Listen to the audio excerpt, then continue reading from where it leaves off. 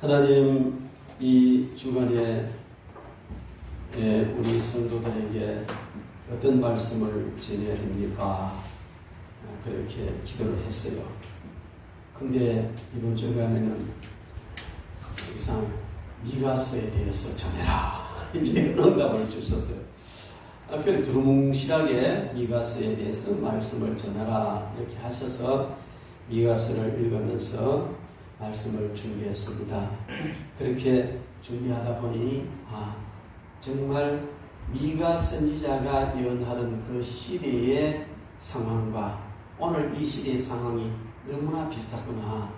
이런 때에 우리가 어떻게 하나님을 바르게 섬겨야 할 것인지 미가 선지자의 예언을 통해서 우리에게 답을 주시는 줄 믿습니다.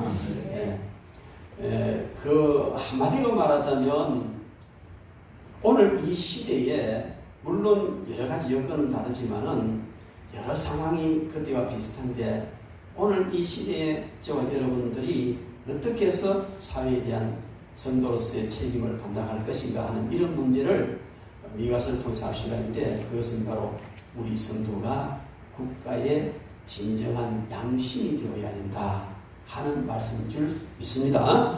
그래서 우리 옆에 분과 인사합시다. 우리가 국가의 양심입니다. 우리가 국가의 양심입니다. 우리가 국가의 양심입니다. 뭔 얘기인지 좀 더 들어가야 되겠죠? 그렇습니다. 우리가 살아가면서 첫 번째로 범하지 말아야 될 것은 법이죠. 법을 지켜야 됩니다. 그리고 그 다음 좀 한 단계 더 들어가면 우리가 양심을 어기지 말아야 돼요. 양심을 따라서 살아야 됩니다. 그리고 더 한 단계 더 들어가서 세상 사람들은 법과 양심을 지키면 완벽하다고 볼 수 있지만 우리 하나님을 믿는 사람은 법을 지켜야 되고 양심을 지켜야 되고 그 다음에 하나님의 말씀, 하나님의 뜻을 지키면서 살아가야 되는 줄로 믿습니다. 보편적으로 우리가 양심을 속이지 않고 선한 양심을 따라간다면 온전한 삶이다 이렇게 볼 수가 있는데 이 나라와 국가가 심히 혼란해지는 이유는 모든 백성들이 양심을 저버렸다는 것이죠. 그러나 모든 일반인들이 다 양심을 저버렸다 할지라도 진정 하나님의 백성인 저와 여러분들, 하나님을 믿는 사람들이 국가의 양심으로서의 삶을 살아간다면 이 나라는 소망이 있는 줄 믿습니다. 그래서 우리는 정말 국가의 양심이 되어야 될 줄로 믿습니다. 먼저 우리가 이 미가서 전체를 그냥 간략하게 한번 살펴본다면 미가 선지자는 예수님 오시 약 700년 전에 딱 700년 그가 예언한 기간이 있으니까 그 약 700년 전에 예언을 했던 선지자입니다. 그런데 특별히 우리가 미가 선지자 하면 베들레헴 에브라다야 너는 유대 고을 중에 작지 아니하다. 네게서 한 다스리는 자가 나와서 나라를 다스릴 것이다 하면서 예수님 즉 메시아께서 베들레헴에서 탄생하신다는 걸 정확하게 예언했던 선지자이기도 합니다. 그리고 또 오늘 이 우리에게 주시는 미가서 내용을 보면 당시에 물론 이때는 북이스라엘이 아수르에게 망했습니다. 아수르에게 망하기 전과 망하는 과정과 망하고 난 이후의 전 과정을 미가 선지자는 지켜보면서 예언을 했고 특히 오늘 이 성경 본문 말씀의 주된 내용은 아수르가 BC 722년에 북이스라엘이 아수르에게 BC 722년에 멸망을 당하고 난 이후에 유대 나라를 향하여서 강하게 경고하는 그런 메시지가 주를 이룬다 그렇게 볼 수가 있습니다. 그러나 이런 오랜 긴 시간 동안 예언을 한 선지자였는데 그가 예언하던 이 시대가 오늘 미가서 1장 1절 말씀 통해서 보면 이렇게 말합니다. 유다 왕들 요담과 아하스와 히스기야 시대에 모레셋 사람 미가에게 임한 여호와의 말씀 곧 사마리아와 예루살렘에 관한 묵시라. 사마리아는 북이스라엘의 수도고 예루살렘은 남유다의 수도입니다. 여기에 그러니까 이스라엘과 유다 나라에 임한 하나님의 묵시다 이렇게 시작을 하는데 그가 예언 선지자 활동을 할 때에 유다 왕은 요담, 아하스, 히스기야 이 세대를 거쳤다는 것입니다. 그런데 아마 히스기야가 정권을 잡고 다스리기 직전 아하스 정권을 잡은 이후 그 정도의 가장 본격적으로 예언을 했을 것이다 이렇게 봅니다. 그런데 그는 모레셋 사람이라 이렇게 말합니다. 이 모레셋이라는 동네는 그렇게 큰 그 고을이 아니고 아주 작은 그런 고을이죠. 그래서 이사야 선지자와 미가 선지자가 동시대에 예언을 했는데 이사야 선지자는 왕족이면서 또 예루살렘에 거하고 왕궁과 성전을 왕래하면서 전 그 국민들에게 아주 강력한 그런 어떤 메시지를 전하고 영향력을 행사했다면 이 미가 선지자는 모레셋이라는 아주 그 작은 마을에서 그냥 이 국민들이 이 백성들이 너무 힘들게 어렵게 고통당하는 이 사실을 보면서 이스라엘 백성들에게 예언한 선지자였습니다. 좀 더 쉽게 비유하면 이사야 선지자는 굉장히 고급적인 또 그리고 요즘으로 치면 영향력이 굉장히 강한 이런 선지자였다면 이 미가 선지자는 그렇게 별 영향력도 없는 그런 어떤 무명의 선지자 같은 이런 사람이었다 그렇게 봅니다. 그런데 이 미가 선지자가 예언을 할 때에 그때 아하스 왕이 정권을 잡고 이 아하스 왕은 우상을 숭배했을 뿐만 아니고 그냥 많은 악을 행했습니다. 악을 행하면서 여러 가지 그냥 그 산당 제사를 지내고 심지어 그 자식을 불에 태워 죽이는 이런 우상의 관습을 따라서 악한 일을 행하기도 하고 많은 악을 행했던 것입니다. 그런데 이 아하스 왕을 집중적으로 공격을 하면서 그러면 안 된다고 아주 호되게 그렇게 예언을 했습니다. 그런데 아하스 왕과 히스기야 왕을 같이 곁들여서 그렇게 호되게 책망을 했는데 아하스 왕은 그냥 악을 행했지만 히스기야 왕은 이 이사야와 미가 선지자의 영향을 받아서 그가 악을 정리하고 하나님 앞에 올바른 정치이기 때문에 하나님의 심판이 징계가 뒤로 미루어지는 이런 것을 우리가 역사를 통해서 볼 수가 있습니다. 그것을 예레미야 26장에 보면 이때로부터 약 100년 뒤에 나타난 선지자가 예레미야인데 그 예레미야는 이스라엘 백성들이 악을 행함으로 바벨론에 포로되어 갈 것이다. 그리고 여기서는 항복해라 길이 없다. 예레미야 선지자가 이제는 하나님의 진노가 임해서 너희들은 포로로 잡혀가고 이 땅 황폐해지는 그 길밖에 없다. 그런데 시드기야 왕이 너무 화가 나고 선지자라는 자가 뭔가 해결책을 내놔야지 망하게 된다 항복해라 이러니까 그를 갖다 감옥에 가뒀습니다. 그리고 많은 그 종교 지도자들이 그를 박해하고 핍박하고 죽여버리자 이런 선지자를 죽여 없이 된다고 예레미야를 박해하는 그때에 그 장로 중에 한 사람이 어떤 이야기를 하느냐면 예레미야 26장 18절부터 19절 말씀 보면 옛날에 100년 전이지만 옛날에 미가 선지자는 아하스 왕과 히스기야에게 지금 예레미야가 우리에게 하는 말과 똑같이 혹독한 예언을 했다. 그럼에도 불구하고 그들은 그 미가 선지자를 죽이지 않고 그의 말을 듣고 회개함으로 오히려 하나님께서 긍휼을 베풀지 않았느냐. 그러므로 우리가 이 예레미야 선지자의 예언을 들어야 되지 그걸 죽이면 안 된다고 이렇게 이야기하는 것이 나옵니다. 비록 무명으로 보잘것없는 것 같은 한 촌락에서 그냥 백성들을 향하여 예언한 선지자였지만 100년 후에 예레미야 시대에 그 영향이 그대로 미쳐져서 이 예레미야 선지자를 죽음에서 구하는 이런 일까지 일어났던 것을 성경에서 우리는 찾아볼 수가 있습니다.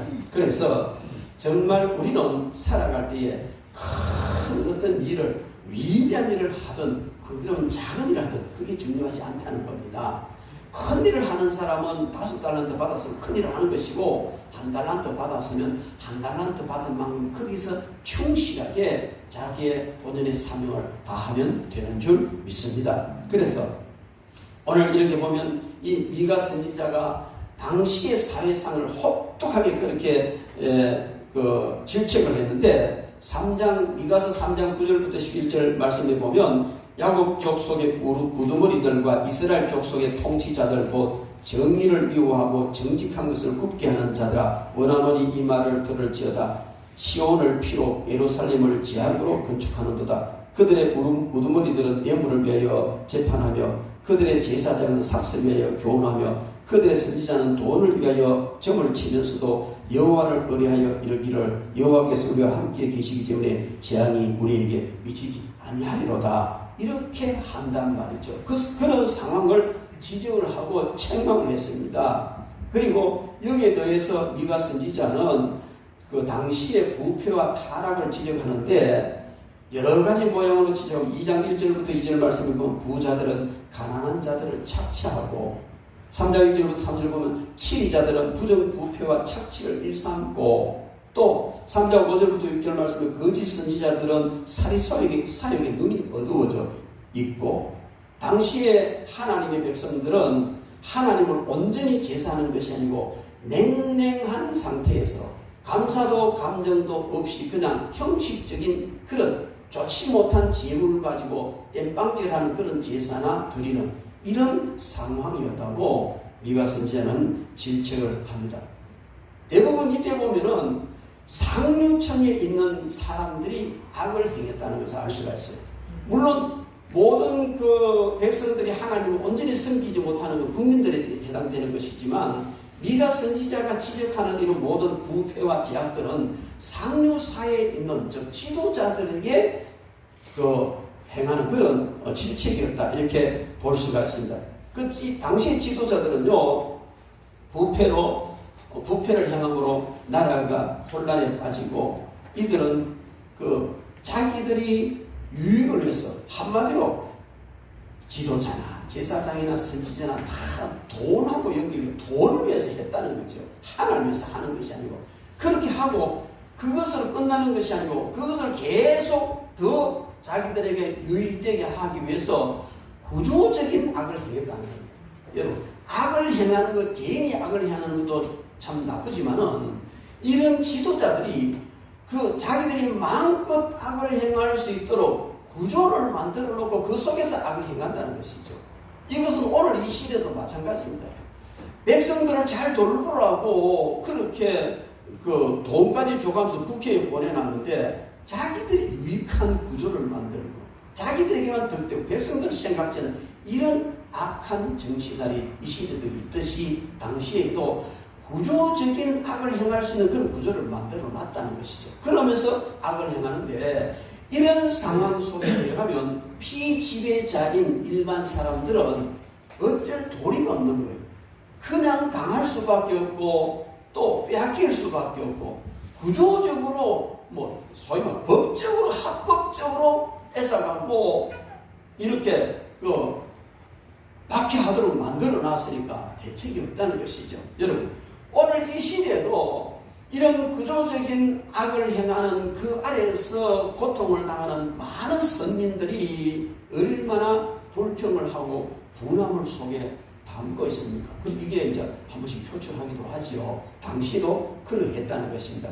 지배 계급자들이 자기들에게만 유리한 제도를 만들어가므로 서민들은 어쩔 수 없이 그 제도에 얽매여서 살아야 되고 또 아무리 발부둥을 쳐도 어떻게 헤어날 수 없이 불이익만 당하는 그런 시대였다는 거죠. 어디를 가도 돈과 제도와 권위와 이런 것뿐이지 정의나 선은 찾아볼 수 없는 그런 사회가 당시 사회였다 이렇게 말한다. 이렇게 부패한 백성들 지도자들을 향하여 마가는 회복할 수 있는 길을 먼저 바른 예배를 회복해라. 예배가 회복되면 제사가 회복되면 모든 것이 회복되는데 하나님과의 관계에서 제사가 흐트러지고 올바르게 되지 않으니까 그들이 신앙 양심을 지킬 수가 없고 신앙 양심을 지키지 않으니까 죄를 짓고 또 자기 유익을 따라가게 되고 그걸 더 추가하다 보니 구조적인 악을 만들어가는 이런 자리에 들어갔기 때문에 가장 먼저 진정한 제사부터 회복해라 그렇게 말합니다. 우리가 오늘 이 시대도 사회의 악이나 여러 가지 지단을 많이 하지만은 그러나 하나님의 백성된 저와 여러분들은 그것을 지적하고 대항하여 싸우는 것도 필요하겠지만 그것보다도 가장 먼저 우리가 하나님 앞에서 바른 예배를 회복하는 이것이 우선일 줄 믿습니다. 그렇게 되면 우리 속에 참된 신앙 양심이 살아나게 되고 사회에 어디든지 우리가 가는 그곳에서는 사회 악이 제거는 안 된다 할지라도 제재는 받을 수 있다는 것입니다. 그래서 미가 선지는 그렇게 말을 합니다. 6장 6절부터 8절 오늘 우리 본문 말씀 아닙니까? 보면 내가 무엇을 가지고 여호와 앞에 나가며 높으신 하나님께 경배할까? 내가 번제물로 1년 된 송아지를 가지고 그 앞에 나갈까? 여호와께서 천천의 수양이나 만만의 강물 같은 기름을 기뻐하실까? 내 허물을 위하여 내 맏아들을 내 영혼의 죄로 말미암아 내 몸에 열매를 드릴까? 내가 하나님 앞에 온전한 제사를 드리기 위해서 최상의 제물을 가지고 풍성한 제물을 가지고 내게 가장 소중한 것까지 그 어떤 것이라도 하나님께 바쳐드리는 이런 제사를 드리면 되겠습니까? 하고 묻는 거예요.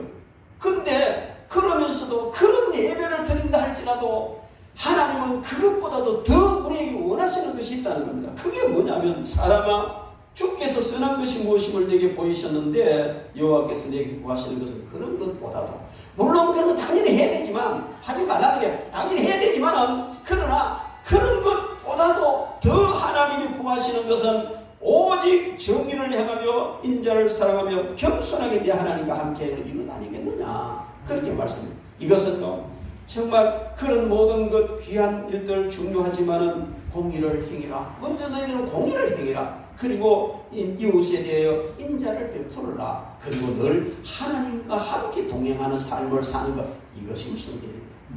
로마서 12장 1절 말씀에 너희 몸을 산 제물로 드리라고 바울 사도가 말합니다. 그것은 제물은 죽여서 드리는 것이 제물인데 산채로 드리라는 것이죠. 그 산제사라는 말은 우리가 살아있고 우리가 행하는 모든 삶의 현장에서 마치 우리의 삶이 하나님 앞에 죽여 바쳐 제물되는 것과 같은 삶을 사는 이것이 하나님이 원하시는 참된 제사라는 겁니다. 여러분 그렇다면 우리는 우리의 삶을 통하여 우리의 삶이 곧 하나님께 드려지는 제사가 되어야 된다는 겁니다. 이렇게만 되면 오늘 여기 모인 저와 여러분들만 진정으로 그런 삶의 제사를 드릴 수 있다면 우리나라는 희망이 있습니다. 희망이 있습니다. 점점 그것이 확산되어 갈 수 있기 때문입니다. 여러분 이 미가 시대와 오늘 이 시대는 너무나 비슷합니다. 정리를 해보면 이렇습니다.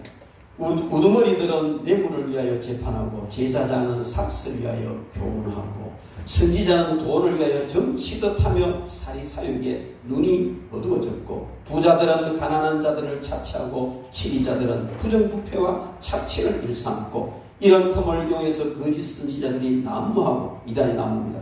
하나님의 백성들은 신앙생활하는 것이 아니라 냉랭한 종교 의심만 행하는 이런 상황이 그때나 지금이나 다를 바가 없다는 겁니다. 여러분 우리는 그 사람은 나쁜 사람이네 그때 그랬단 말이가 이렇게 생각하면 안 돼요. 이 말씀을 나는 지금 어떻게 살고 있느냐 정말 내가 주님 앞에 나와서 감격에 겨워서 감사가 넘치는 제사를 드리고 예배를 드리고 있는가 아니면 오늘 주일날이니까 적어도 목사님한테 도장은 찍어야지 얼굴 도장은 찍고 이 정도냐 아니면 아무런 감동과 감사도 없이 그냥 마지못해 나와서 의무감 때문에 앉아서 예배 드리는 이게 예배냐 아니면 내가 교회 가지 않으면 하나님이 벌 줄까봐 뭐 불이익을 주실까봐 나가야지 이렇게 해서 땜빵질하는 예배를 드리느냐 그렇다면 그 시대에 미가 선지자에게 질책을 당하던 그들과 우리는 같다는 겁니다. 그러므로 우리는 정말 이 순간에 하나님 앞에서 진지하게 우리 자신을 살펴야 될 줄 믿습니다. 여러분 세상이 악하고 사회가 이렇게 타락하고 지도자들이 우두머리들이 부자들이 또 뭐 제사장이, 선지자가, 목사들이, 장로들이 이렇게 잘못됐다고 그렇게 말하기 이전에 우리는 자신을 먼저 살게 됩니다. 지난주에 어떤 한 분이 왔어요. 아버지가 장로님이고 또 본인은 집사님인데 목사님들과 아주 깊은 이런 관계를 가지면서 살았던 사람인데요. 잠깐 상담을 하는데 목사를 무시하기를, 가르치려고 하기도 하고 무시하기도, 자기 주관이 너무 강한 거예요. 잘못됐다는 거죠. 교회가 잘못되고 목사가 잘못되고. 그래서 한동안 한참 이야기를 했습니다. 맞다. 그러나 그게 중요한 건 본인을 살펴라. 아버지 장로가 교회 장로로서 여러 가지 일을 하면서요, 목사님이 좀 부딪혔나봐. 그것을 옆에서 본 거예요. 그러니까 목사에 대한 신뢰심이 없어졌더니, 여러분 중직자들요 정말 조심해야 돼요. 장로님이 주일날 당회를 하고 집에 가서 부인 권사님하고 이야기합니다. 야, 목사님 이상하더라. 완전 이중인격자 같더라. 겉다르고 속다른 말을 하대. 야, 목사님은 그렇게 나올 줄 몰랐다. 왜? 자기하고 뜻이 일치가 안 되고 자기 주장을 꺾어버리니까 시시거리 집에 가서 그래 얘기했어요. 근데 그 이야기를 옆방에서 공부하던 아들이 들었어. 그럼 뭐야? 아버지 말 듣잖아요. 뭐? 그래. 야, 우리 목사님이 그렇단다니까. 나는 진짜 안 그래. 그렇게 안 봤는데, 은혜 받았는데, 이중인격자라고. 야, 다시 봐야 되겠네. 그 다음 주일날 교회 와서 설교 들을 때 설교 하나도 앉아서 그 아들이요, 목사님 설교를 아무리 그냥 그 열렬하게 진심을 다 외쳐도 이중인격자, 말은 잘하네. 그래도 되는. 그래서 그때부터 병들기 시작하면요, 모든 것을 부정적으로 보고 결국은 비참한 자리로 가는 거예요. 제가 그랬어요. 집사님, 빨간 국화를 꺾어지 하면 이런 수백 번을 꺾어지도 빨간 국화 나오고, 노란 국화를 꺾어지 하면 수백 번을 꺾어지도 노란 국화 나옵니다. 그러니까 내가 내 근본이 어디냐 하는 건 정말 중요한 겁니다. 제발 해초리로 쓰임받지 마십시오. 교회 안에 불의가 만연하고 교회 안에 정의가 써야 되는데 정의가 무너지고 이걸 이대로 둘 수는 없다. 내가 총대를 매야지. 이렇게 총대를 매는 거예요. 그래가 목사 물러가라, 장 물러가라 하는 거예요. 그런데요, 그런 걸 하면 정의롭죠. 보기 좋죠. 근데 제가 그랬어요. 그분이 약간 그런 기질이 있는 것 같아서, 잘은 모르겠지만 제 감에 혹시 그런 거 하지 않았나 이런 생각에 제가 그 얘기를 해줬어요. 집사님, 자식이 잘못하면 아버지가 회초리를 가지고 때립니다. 아버지가 회초리를 가지고 자식 종아리가 시퍼렇게 멍들도록 때려놓고, 이 회초리가 자식을 바르게 교훈했으니까 너무 귀하다. 싹 닦아가지고 선물에 딱 보관합니까? 아니요. 자식이 잘못하는 걸 바로잡기 위해서 종아리로 때렸지만 시퍼렇게 먹는 종아리에, 자식의 종아리에 먹는 모습을 보면 회초리 인정사들이 올라가 부스게 조여봅니다. 경상도만은. 그거에서 뭐를 안 하셨습니다. 하등의 가치도 인정하지 않고 바로 부엌에 그냥 불쏘시개를 집어넣어버리고 만다는 거예요. 이렇게 쓰임 받으시겠습니까? 기도하세요. 교회에 문제가 생기면, 불의가 승임하고 이런 문제가 생기면 앞장서서 총대 매지 마세요. 제발. 왜 총대를 맵니까? 왜 해초리처럼 승임받고 부석에 들어가서 불쏘시게 됩니까? 엎드려 기도하세요. 거기는 성자도 패자도 없습니다. 마귀만 성자입니다. 엎드려 기도하면 함께 성자가 되는 거예요. 제가 그 얘기 해줬어요. 그래서 한참 이야기를 하는데, 목사님 정말 뭐라 하다. 목사님 더 목사라든가 하여튼 근데 모든 영광 하나를 비켰어요. 저는 너무 감사해서, 왜냐하면 그 한 영혼이, 삐뚤어졌던 영혼이 그래도 하나님께 돌아오는 그런 방향 전환을 했다고 저는 보거든요. 그래서 집사님께서 기도했습니다. 기도했습니다. 약속했어요. 여러분, 교회 안에 불의가 만연하고 세상에 불의가 만연하고 이걸 바라보면서 이것도 좋지만 우리가 먼저 내 자신이 하나님 앞에 엎드려서 자신을 돌아보며 이 나라의 국가의 양심이 되는 내 자신이 양심으로서의 역할을 못했기 때문에 하나님 이렇습니다. 용서해 주셔요. 내가 바르게 살겠습니다. 이렇게 한다면 세상은 달라질 줄로 믿습니다. 여러분, 많은 사람들이 이런 구조적인 악을 행하는 여기에 대항을 해서 어떤 현실이나 구조를 바꾸면 이런 것이 개선될 줄 알고 투정을 하기도 하고 많은 이런 안을 내놓기도 합니다. 그래서 그렇게 하다가 보면 뭔가 조금은 달라지기는 하지만 그러나 그것이 결코 옳은 방법이 아니라는 것을 역사가 증명하고 있습니다. 그것은 안 된다는 거예요.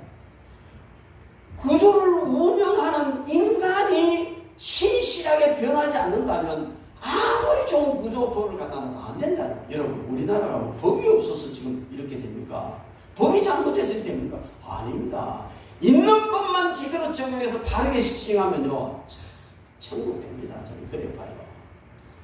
이 구조를 운영하는 인간이 근본적으로 변하지 않으면 안 된다는 겁니다.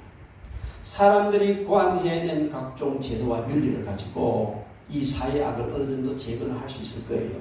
그리고 그러한 제도를 통해 하는 이 노력을 통해서 어느 정도 사회 악을 줄일 수는 있을 것입니다. 그러나 그것은 근본적인 문제 해결책은 안 된다는 겁니다. 모든 사람들이 그 원하는 그 욕구를 채워줄 수 없다는 것입니다. 그것은 사람의 제도는 여러분, 자기가 주장하는 이념은 자기에게는 정답이고 자기에게는 유익해요. 그러나 상대에게는 악이 될 수도 있다는 겁니다. 아무리 좋은 제도나 법이나 윤리라 할지라도 이것이 모든 사람들에게 다 마치 유토피아 안에 있는 것 같은 그런 좋은 것은 될 수가 없다는 것입니다. 이것이 문제예요. 그래서 자기에게 좋은 이 제도와 이 어떤 그 안이 상대에게는 아주 좋지 못한 그런 하나의 대립적 이데올로기로 작용할 수 있다는 거예요. 그래서 이데올로기 전쟁이 일어납니다. 우리 쉽게 보면 자본주의와 공산주의. 공산주의 하는 사람은 최고예요. 그 이름 보면 최고예요. 그러나 자본주의는 자본 최고잖아요. 근데 그것이 양립이 되고 합칠 수가 없다는 거예요. 이것이 사회 문제입니다. 그리고 여기에서 내가 어느 쪽에 내 유익이고 어느 쪽에 내 마음이 있느냐에 따라서 대립이 형성되는 겁니다. 정부에서 협치 아무리 해도 그요 말뿐이 이루어질 수 없습니다. 구조 자체가 그렇게 이루어질 수 없다는, 그걸 가지고 왜 협치 안 하냐 하면 되게 웃기는 이야기가 되는 거예요. 여러분, 그래서 이런 사회 그 구조 자체가 악이 되어지고 그것에서 발생되는 이런 악을 없이 하기 위해서는 결국 사람이 변해야 돼요.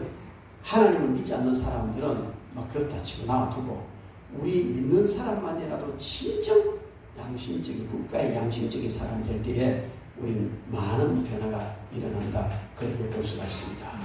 그래서 이런 상황 가운데 이 모든 것을 다 아는 미가 선지자는 이렇게 부자들의 통치와 제사장들의 또 선지자들의 이런 악, 타락, 이것을 어떤 사회적인 이런 구조 개선이나 이런 걸로 안 된다는 걸 미가 선지자 아는 거예요.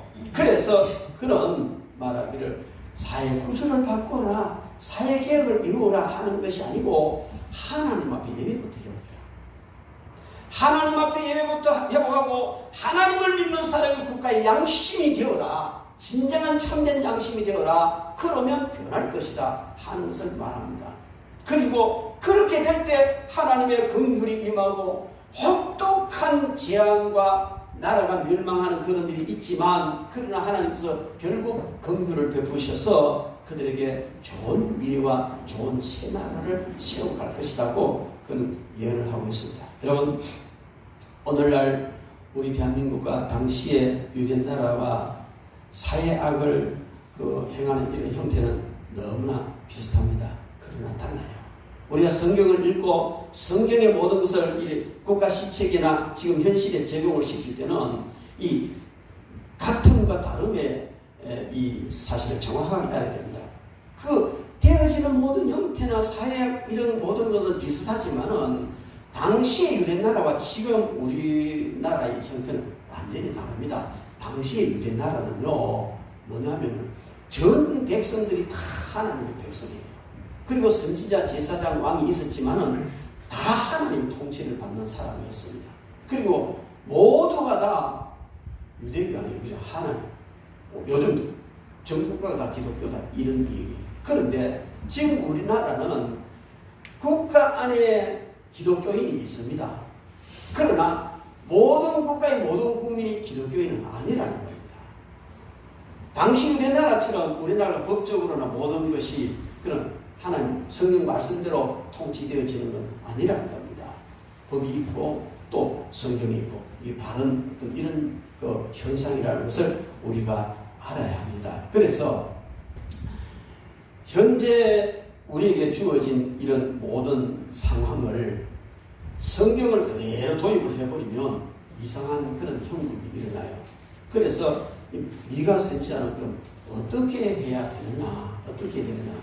그때 그 현실을 오늘 대입시켜서 우리가 어떻게 해야 이 악하여져가는 이런 사회의 악을 제거하고 우리가 정말 하나님 기뻐하시는 이런 나라를 세우고 갈 것인가? 그것은 바로 이런 현실 속에서 누누이 말씀드리지만 우리 성도들이 국가의 양심이 되어야 된다. 이 말은요, 정말 성도들만이라도 양심을 따라서 살아야 돼요. 말씀 따라 살아가는 것 이전에 먼저 양심 지키고 살아가는 겁니다. 성도들이 양심을 버리면 끝납니다. 나라고 뭐 희망이 없습니다. 그래서 우리는 정말 이 그리스도인들이 국가의 양심으로 살아야 되는데 국가가 부패하고 사회 정의가 무너졌을 때에 가장 양심적인 기관은 교회밖에 없습니다. 교회가 가장 양심적 기관이 되어야 된다는 겁니다. 그러므로 먼저 교회는 부패하지 않도록 노력해야 됩니다. 교회가 부패해버리면 끝이에요. 교회가 부패하지 않아야 된다는 것은 성도가 부패하지 않아야 된다는 겁니다.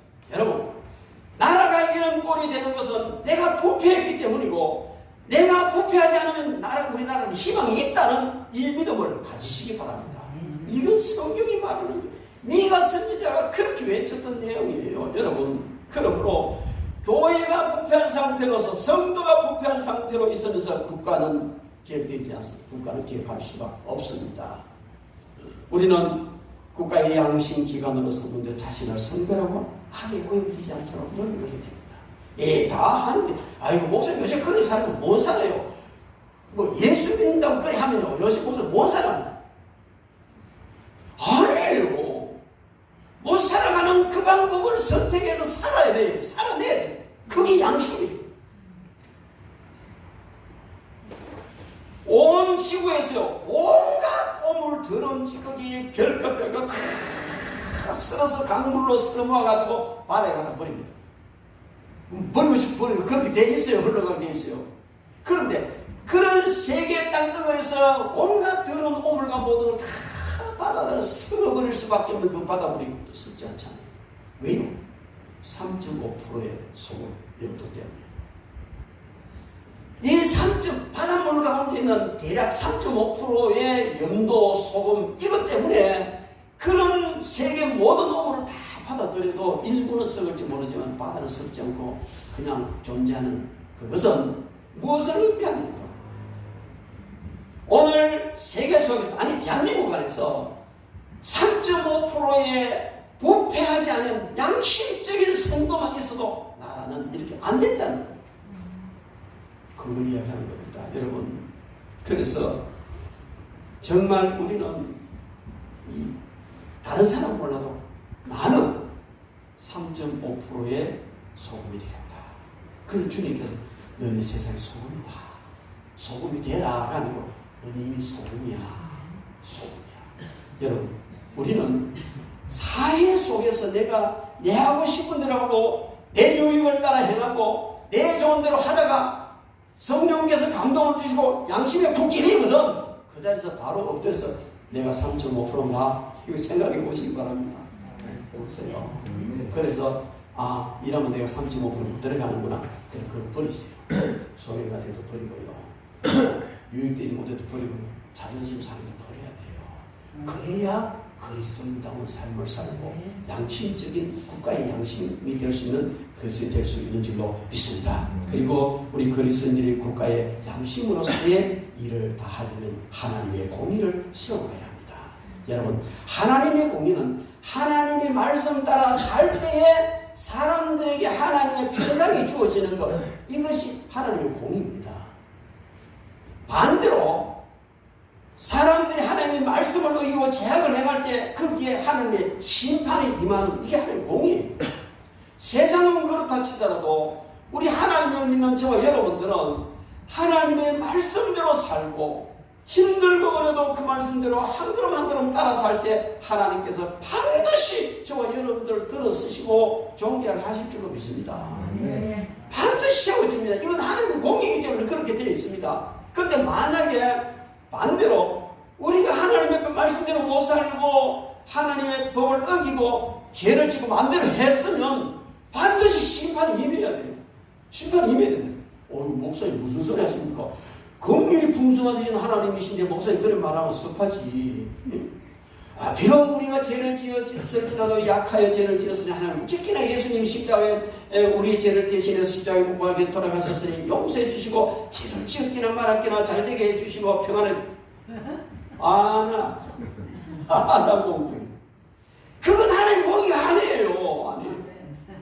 우리가 죄를 짓고 잘못 행했어도 하나님이 우리를 지옥 보내지 않아요. 왜? 예수님 영접하는 자녀 되었어요. 그래서 지옥까지는 걸러먹은 사람이란 말이에요. 그러나 삶에 있어서 하나님 말씀 떠나서 악을 행하거나 하나님 무시하고 살면 벌받아야 돼요. 사망해야 돼요. 어려움이 와야 된다고요. 그게 하나님 공이라는 거예요. 야, 목사님 왜 저렇게 말씀하시지? 성경이 그렇게 말하는데 어떻게 해요? 성경은 이렇게 말해도 근데 여러분 걱정하지 마십시오. 하나님 여러분 사랑하신, 이게 타락한 미가 시대에, 선자 시대에 거짓 선지자들이 너가 걱정하지 마라. 하나님이 우리하고 함께 계시니까 심판은 어려운 일 없을 거야. 이렇게 했다는 거예요. 그렇게 나가면 그 거짓 선지자나 세상을 타락하게 만드는 그런 잘못된 선지자의 길을 걷는 거예요. 우리는 하나님의 공의가 우리를 통해서 드러나야 되는데 그 하나님의 공의는 아무리 어렵고 힘들어도 하나님 말씀대로 살면 반드시 하나님이 때가 되어 우리를 세워주신다는 이 믿음 가지고 살아야 되고, 우리가 잘못했으면 천국은 가게 하지만 세상에서 어려움 당하고 망하고 힘들어져야 된다는 겁니다. 근데 이 사람들이 이거 인정 안 해요. 하나님 사랑 많으시니까 하고 온갖 별짓 다 하면서도 주여 아시지요? 내 형편하시죠? 아시지. 그렇지만 원하시는 건 아니란 말이에요. 여러분, 그래서 우리는 우리의 삶을 통하여 하나님의 공의가 실현될 때 우리가 교회가 국가의 양식입니다. 예수 믿는 사람이 잘못해가지고 쫄딱 망해버려야 사람, 어이구 정말 저놈은 하나님 벌 받는구나. 이래야 믿지 않는 사람들 정신을 차리고 그게 양심인 줄 알아요. 근데 예수 믿는 사람이 온갖 잘못 다 하고 나쁜 짓 다 하는데 잘만 되면 하나님이 있어? 없어? 이때도 하나님 공의하는 거 아니야. 이렇게 말한다는 거예요, 세상이. 그래서 여러분, 우리가 잘못하면요 벌 받아야 돼요. 그게 하나님의 공의가 쓰는 것이고, 그렇게 될 때 세상이 우리를 두려워하고 세상이 하나님을 두려워하게 되고 하나님의 공의가 쓰고 하나님 무시를 당치 않습니다. 그래서 우리는요 어떤 어려움이 있을지라도 우리를 통해서 하나님의 공의가 드러나야 한다는 겁니다. 여러분, 우리 그리스도인이 적당하게 불법을 행하고 불의를 행하는 그 자리에서 그 자리를 팍 차고 일어나서 뛰쳐나올 수만 있다면 우리는 희망이 있습니다. 한국은 희망이 있습니다. 여러분들이 불의를 행하는 그 자리에 앉아있지 않고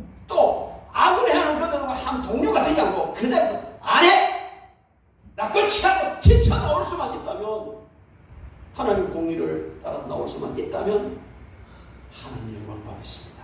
여러분 서십니다. 나는 일어나는 희망이 있습니다. 그런 저와 여러분 되기를 주의 이름으로 축원합니다. 하나님은 이런 남은 자를 통해서 하나님의 역사를 이어가시는 겁니다.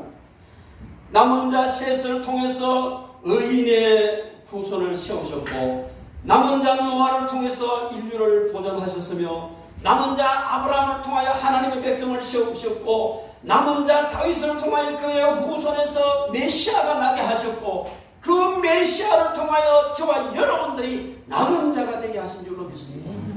남은 자가 되게 하신 줄로 믿습니다. 우리는 그런 삶을 살아야 하는 겁니다.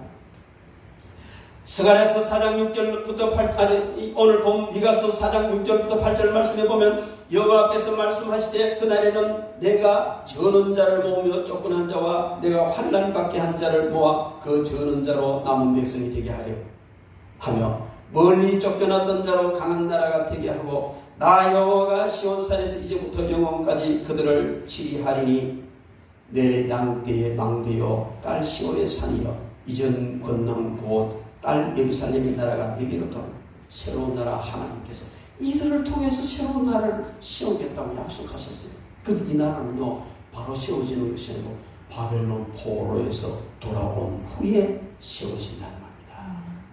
미가서 4장 9절부터 13절 말씀에 보면 바벨론의 포로 되어갈 것을 이 암시적으로 예언을 하고 있습니다. 왜? 도저히 그냥은 안 되니까 혹독한 용광로에 집어넣어서 비로소 거듭나야만이 하나님의 남은 자로서의 모든 일을 감당한다는 겁니다. 그리고 그들을 통해서 그 후손들을 통해서 메시아가 오시고 그 메시아를 통해서 완전한 하나님의 나라를 세워간다는 예언을 미가서는 합니다. 미가서 5장 2절부터 5절 말씀 보면 베들레헴 에브라임은 유다 족속 중에 작을지라도 이스라엘을 다스릴 자가 내게로 나올 것이라. 그의 근본은 상고의 태초이니라. 그러므로 임산한 여인이 해산하기까지 그들을 붙여주시겠고 그 후에는 그 형제 남은 자가 이스라엘 자손에게 돌아오리니 그가 여호와의 능력과 그 하나님 여호와의 이름의 위임을 의지하고 서서 그 때에게 먹여서 그들로 안연히 거하게 할 것이다. 이제 그가 창대하여 땅끝까지 미치리라. 이 사람은 우리의 평강이 될 것이다. 메시아가 오신다고 약속하고 메시아가 오시면은 진정한 참된 나라가 건설되는데 그 나라는 불의도 없고 부패도 없는 나라입니다. 불의의 모습을 볼 수 없을 뿐만 아니라 어디서든지 하나님의 의를 볼 수 있는 나라. 여러분, 이 세상은 잠깐 지나갑니다. 잠깐 지나갑니다. 제가 이렇게 설교하지만요, 얼른 못해요. 이제는 얼른 못한다고요. 하나님 데려가실 때가 점점 가까우니까 이건 자연적인 연령으로 계산했어. 뭐 내일에도 하나님 데려가실 수도 있습니다. 그런데 여러분, 우리가 늘 그렇게 말하잖아요. 개인적인 종말이 오지 않아도 역사적인 종말도 진짜 가까이입니다. 지금 되어지는 모든 상황을 보면요, 주님이 문 밖에까지 와 계시는 그런 현실이 지금 되어지는 현실입니다. 여러분, 내가 내 명대로 그냥 내 명대로 살고 죽을지 아니면 명대로 살지 못하고 예수님이 오심으로 우리가 영접될지 정말 말세 중에도 지 말이라는 겁니다. 여러분, 이때 우리가 무엇을 위해서 살아야 되겠습니까? 무엇을 위해서 살아야 되겠습니까? 그 나라를 위해서 살아야 될 줄 믿습니다.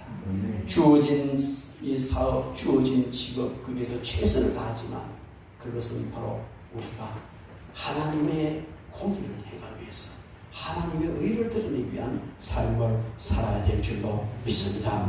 우리는 그날을 기다려 살고 그렇게 살 수 있는 그 방법은, 가장 귀한 방법은 우리가 이 예수 그리스도인다운 삶을, 크리스찬다운 삶을 살아야 된다. 안디옥 교회에서 성도들이 얼마나 믿음으로 살았던지 크리스찬 이름을 들었습니다. 크리스찬이라는 말을 들었습니다.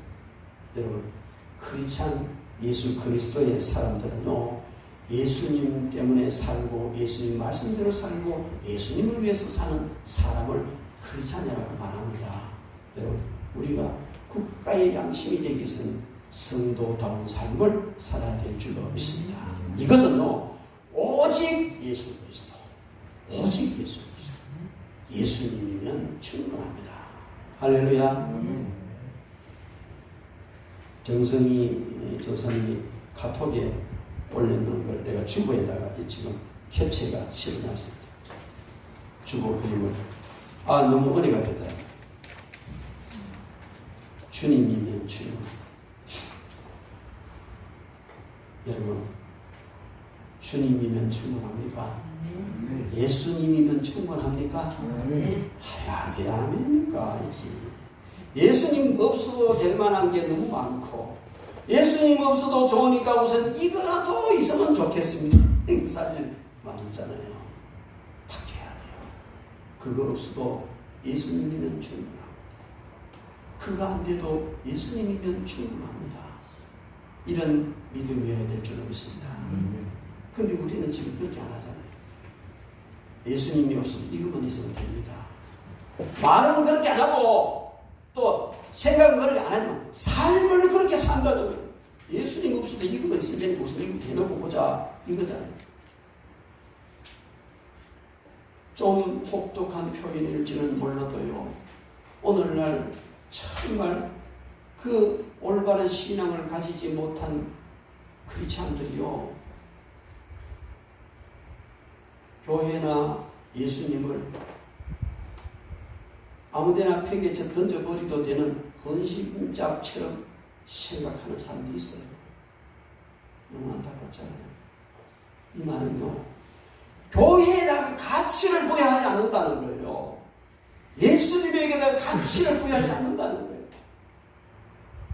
내 욕구, 내 목적, 내 할 일, 내 뜻, 이것이 우선이지 예수님은 한참 저쪽에 있다는 거예요. 여러분, 이게 얼마나 잘못된 거예요. 주님은요, 여러분밖에 없어요. 우리 주님은 나 다른 마음 필요 없다, 너만 있으면 돼. 주님 그렇게 말씀하십니다. 그래서 십자가에 목숨까지 보내주신 거예요. 근데 우리는 예수님 없어도 되니까 이것만 있으면 돼.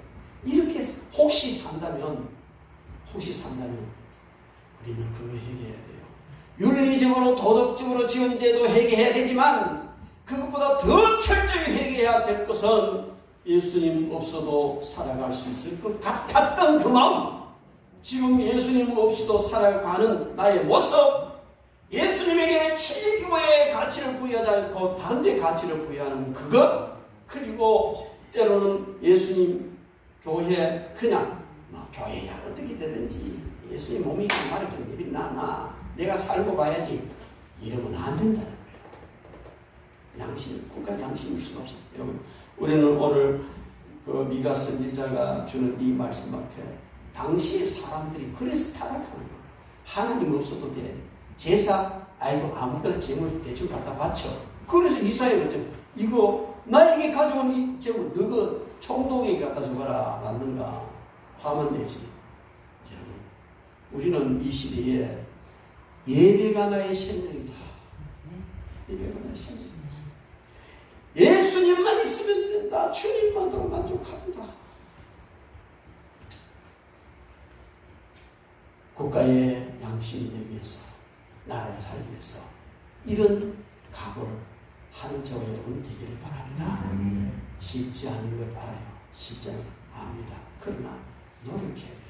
끝없이 우리는 노력해야 될 줄로 믿습니다. 우리가 성도답지 못한 것 때문에 사회가 악해졌습니다. 우리가 하나님을 온전히 섬기지 못하기 때문에 사회에서 하나님이 무시를 당하는 겁니다. 우리가 오직 예수 그리스도에게만 소망을 두지 않고 다른 것에 소망을 두었기 때문에 교회가 이렇게 타락해가고 있습니다. 여러분, 합리화시키지 맙시다. 이러니 주일날 안 가도 되고, 이러니 성경을 안 읽어도 되고, 이러니 이렇게 해도 되고, 저러니 저렇게 되고, 그거 전부 다 마귀의 속삭임입니다. 하나님의 공의를 무너뜨리는 것이고 정말 국가의 양심이 될 수 없는 그런 자리로 가는 것입니다. 너무나 감사하게도요, 오늘 미가서를 계속 읽어보면요, 그러한 상황임에도 불구하고 미가 선지자는 얼마나 강한 소망을 주는 구원부에 가면요, 메시아 왕국을 설명하면서 걱정하지 마라, 걱정하지 마라, 하나님을 붙들어 세울 것이다. 오늘 이 7장 17절부터 보면요, 그들이 뱀처럼 티끌을 핥으며 땅에 기는 벌레처럼 떨며 그 좁은 구멍에서 나와서 두려워하며 우리 하나님 여호와께로 돌아와서 주로 말미암아 두려워하리다. 주와 같은 신이 어디 있으리까? 주께서는 죄악과 그 기업의 남은 자의 허물을 사유하시며 이내를 기뻐하심으로 진노를 오래 품지 아니하시나이다. 다시 우리를 불쌍히 여기셔서 우리의 죄악을 발로 밟으시고 우리의 모든 죄를 깊은 바다에 던지시리다. 주께서 옛적에 우리 조상에게 맹세하신 대로 야곱에게 성실을 베푸시며 아브라함에게 이내를 우리를 힘들게 만들고 우리의 대적된 모든 자들이 뱀처럼 나오고 벌레처럼 취급받을 것이고, 그러나 우리는 하나님 앞에 이런 존귀한 자로 대접을 받을 것이다. 그렇게 말씀하십니다. 여러분, 하나님은 여러분을 너무 사랑하십니다. 할렐루야. 그래서 여러분들이 하나님의 사랑을 받는 사람답게 살기를 간절히 원합니다. 지금까지 주의 말씀대로 살기 위하여 참 힘든 중에 노력해온 줄 압니다. 그러나 우리 주님은 그것에서 만족하는 것이 아니고 더 신실한 하나님의 공의를 세우며 하나님의 사랑으로 살아가기를 원하십니다. 우리가 국가의 양심으로 살아갈 때 하나님께서 이 나라를 치료하시고 우리의 가정을, 우리의 교회를 회복시키셔서 하나님께서 영광을 받으시고 우리를 복되게 하실 줄 믿습니다. 기도드리겠습니다. 하나님 아버지,